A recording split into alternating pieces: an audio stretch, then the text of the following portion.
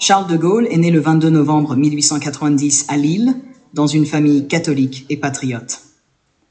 Dès son enfance, il montre des talents de leader en s'intéressant vivement aux récits de bataille et à l'histoire militaire.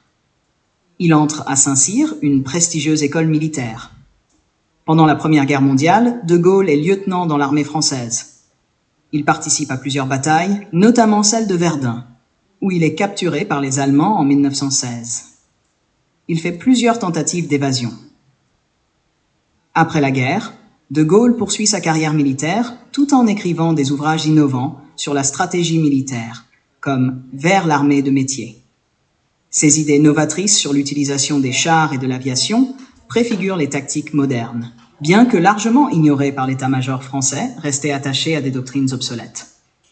Lorsque la Seconde Guerre mondiale éclate, de Gaulle devient sous-secrétaire d'État à la guerre.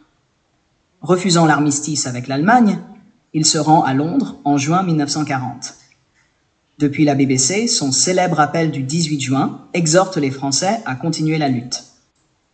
Il devient alors le chef de la France libre, symbole de résistance contre l'occupation nazie.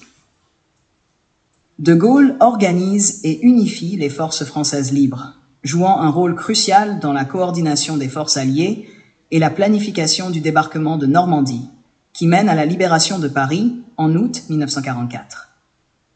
Son entrée triomphale dans la capitale libérée reste l'une des images les plus puissantes de l'histoire de France. Lors de son discours à l'Hôtel de Ville de Paris, il prononce la célèbre phrase « Paris, Paris outragé, Paris brisé, Paris martyrisé, mais Paris libéré ».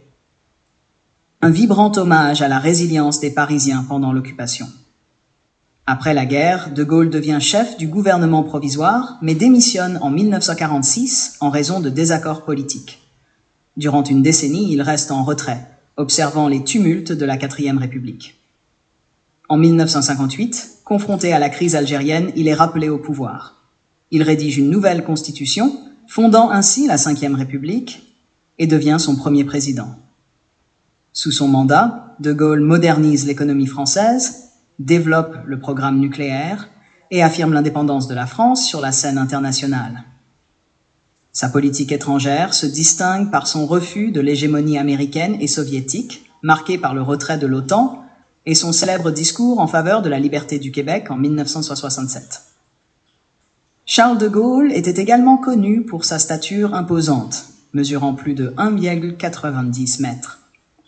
Lors de rencontres diplomatiques, il plaisantait souvent sur sa taille, non sans une pointe d'immodestie, affirmant voir les choses de haut, tant physiquement que politiquement. En 1969, après avoir perdu un référendum, de Gaulle se retire de la vie politique et s'installe à Colombey-les-Deux-Églises, où il écrit ses mémoires. Il décède le 9 novembre 1970, laissant derrière lui un héritage immense,